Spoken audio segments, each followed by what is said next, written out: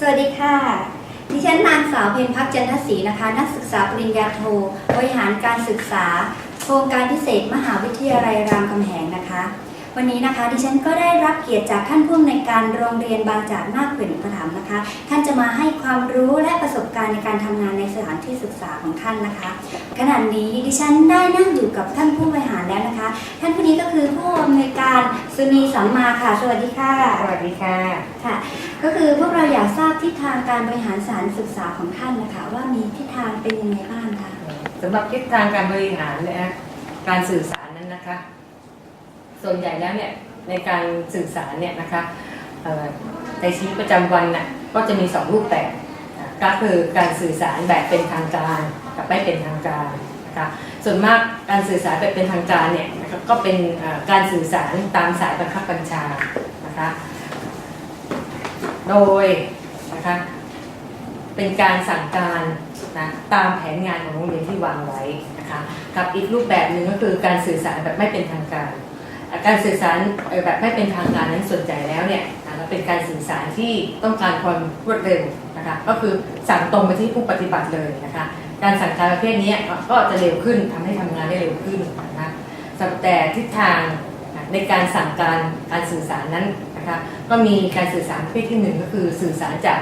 วนลงล่างตามสายบังคับบัญชาก็คือสั่งจากผอ.ไปรองผู้อำนวยการไปหัวหน้าสายหัวหน้ากลุ่มสาระแล้วก็ไปที่ผู้ปฏิบัตินะคะประเภทที่2ก็คือนะคะสื่อสารจากผู้ปฏิบัตินะขึ้นมาสู่ผู้บริหารนะการสื่อสารประเภทที่2เนี่ยส่วนมากก็คุณครูประชุมกันนะประชุมกันมีอะไรนะพูดคุยกันนะคะแล้วก็ผ่านมาทางรองผู้อำนวยการนะคะแล้วก็มาเสนอผอ.เข้าที่ประชุมนะคะการสื่อสารประเภทที่2เนี่ยนะคะพอผู้บริหารกับผู้ใต้บังคับบัญชาเนี่ยนะคะก็จะเข้าใจกันมากกว่าประเภทที่1เพราะว่ามีการพูดคุยกันประเภทที่3ก็เป็นการสื่อสารตามแนวนอนก็คือผู้ปฏิบัติเพื่อร่วมงานคุยกันแล้วก็สื่อสารกันเองนะคะประเภทที่4ก็คือการสื่อสารประเภทข้ามสายงานเพื่อเกิดประโยชน์สูงสุดนี่การสื่อสารประเภทที่4เนี่ยส่วนใหญ่แล้วเนี่ยนะคะเราก็สื่อสารกันระหว่างโรงเรียนที่อยู่ในกลุ่มเครือข่ายโรงเรียนเดียวกันนะคะมีการสื่อสารระหว่างโรงเรียนเพื่อให้เกิดประโยชน์สูงสุดในการบริหารการศึกษานะคะแล้วก็ในการที่สื่อสารนะคะเราก็คำนึงถึง2รูปแบบส่วนใหญ่แล้วนะคะก็เป็นการสื่อสารแบบทิศทางเดียวก็คือผอ.สั่งไปเลยแล้วลูกน้องทำการสื่อสารประเภทนี้บางทีเนี่ยนะคะลูกน้องเนี่ยนะคะไม่ได้รับฟังจากผอ.โดยตรงนะคะการสื่อสารทิศทางเดียวเนี่ยเขาฟังแล้วเขาทำเลยอ่านรายลักษณ์อักษรที่ผอ.สั่งเขาทำเลยแบบนี้บางครั้งเขาก็ไม่เข้าใจนะคะเกิดปัญหาในการทำได้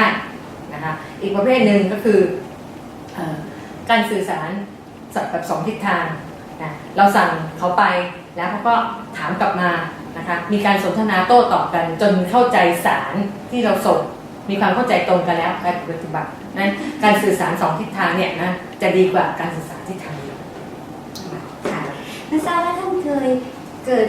อุปสรรคในการสื่อสารกับบุคลากรในสถานศึกษาของท่านบ้างหรือเปล่าคะอุปสรรคมีค่ะแต่ว่าบางครั้งแบบอุปสรรคมันกลายเป็นเรื่องตลกไปหรือบางทีก็เป็นเรื่องข้อผิดพลาดเล็กน้อยอย่างที่เช่นพอเคยสั่งนะคะในวันหยุดราชการเนี่ยนะคะเรามีให้พันโรงที่เราเรียกว่าพนักงานสถานที่เนี่ยนะคะช่วยกันพัฒนาโรงเรียนนะคะพอถึงเวลาพักกลางวันพอก็ให้สตางค์ไปก็บอกว่าเอาเงินไปซื้ออาหารมาหลายถุงนะแบ่งกันทานนะเพราะว่าข้าวเรามีแล้วปรากฏว่าพันโรงนั้นก็ไปซื้อมาค่ะซื้อมาหลายถุงมาอย่างที่ผอ.สั่งเลยแต่ซื้อไข่พะโล้มาอย่างเดียววันนั้นจะปรากฏว่าทั้งทีมงานกินไข่พะโล้อย่างเดียวแต่มีหลายถุงตามที่ผอ.สั่งนะคะอันนี้ก็เป็นข้อบกพร่องในการสื่อสารอันที่2ก็มีครั้งหนึ่งนะสั่งในช่วงก่อนปิดภาคเรียนแล้วก็มีการพัฒนาโรงเรียนนะคะอันนี้รั้วของโรงเรียนเนี่ยมันทาประตูทาสีที่ประตูแล้วทาสีสวยงามในประตูนะคะซึ่งผอ.กับคุณครูผู้ปกครองถูกใจละสีสวยละนะทีนี้เราก็สั่งนักการพะโล้นักการสถานที่ว่าเดี๋ยวไปซื้อสีมานะเอาสีเดิมเนี่ยทาสีให้เหมือนกับรูปประตูโรงเรียนนะเขาก็ครับ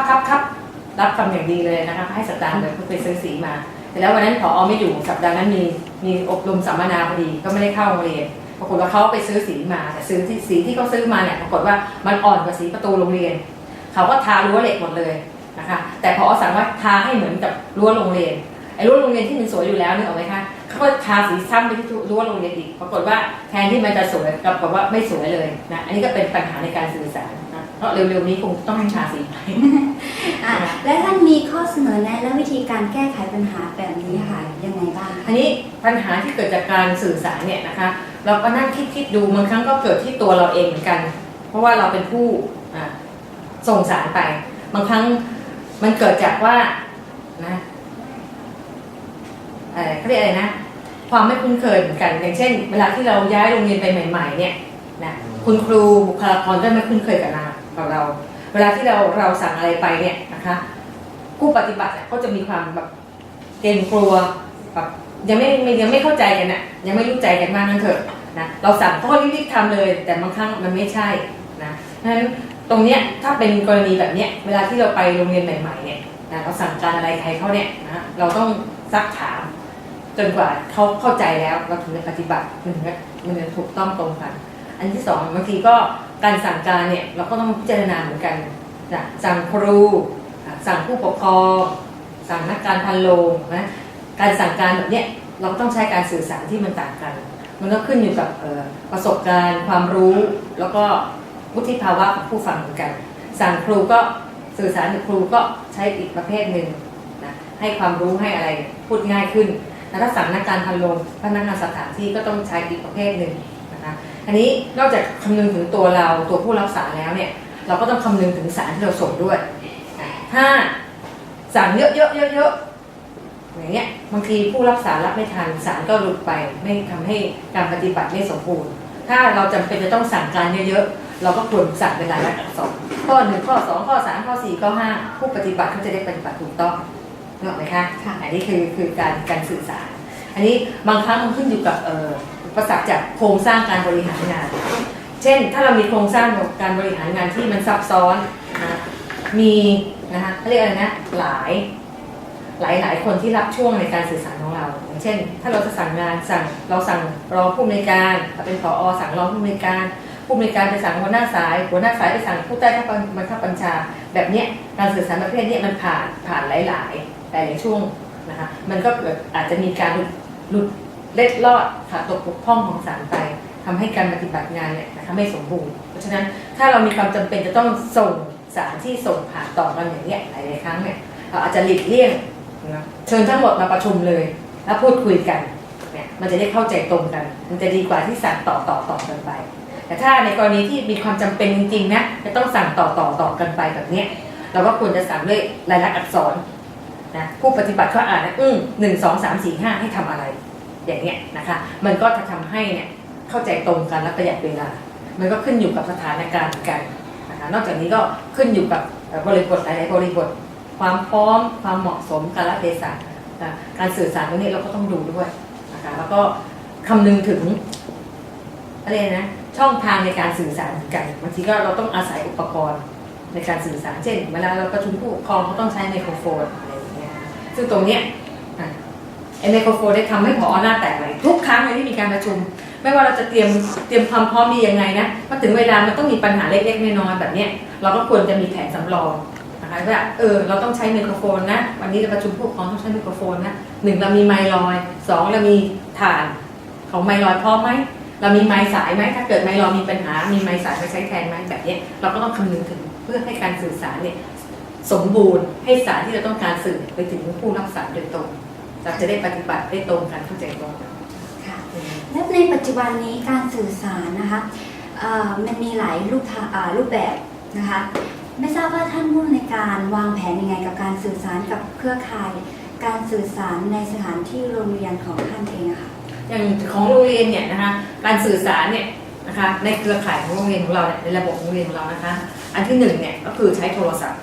นะมีอะไรก็โทรศัพท์กันโดยตรงเลยนะคะอันที่2เนี่ยก็คือผ่านการสื่อสารโดยใช้ ICT นะคะพวกระบบคอมพิวเตอร์ที่โรงเรียนก็มีระบบแลนนะคะ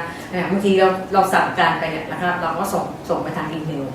นะคะส่งอีเมลเดี๋ยวคุณครูบางทีเขาก็ไลน์คุยกันอะไรเงี้ยมันก็จะทำให้การสื่อสารเนี่ยนะคะประหยัดเวลานะคะแต่การสื่อสารที่ อาศัยพวกเทคโนโลยีสมัยใหม่เนี่ยบางครั้งเนี่ยมันก็เกิดข้อผิดพลาดได้ง่ายนะคะเช่นถ้าเราสื่อสารผ่านอีเมลแล้ววันนั้นเกิดระบบของเราเนี่ยมีปัญหาฝนฟ้าตกนะใช้เน็ตไม่ได้ระบบมันก็ล่มแบบนี้นะคะเพราะฉะนั้นในการสื่อสารเนี่ยเราก็ต้องดูหลายๆเรื่องดูทั้งลมฟ้าอากาศดูทั้งประสบการณ์ดูทั้งเวลาดูความเหมาะสมด้วยบางครั้งแบบนี้ใช้แบบนี้ได้แต่มาถึงอีกอันใช้ไม่ได้มันขึ้นอยู่กับสถานการณ์เหมือนกันซึ่งผู้สื่อสารต้องคำนึงถึงหลายๆเรื่อง สำหรับวันนี้นะคะ เราก็ได้รับความรู้จากท่านผู้อำนวยการสนีสองมานะคะดิฉันก็ขอกราบขอบพระคุณท่านผู้อำนวยการเป็นอย่างสูงนะคะขอกราบขอบพระคุณค่ะ แบบนี้ค่ะ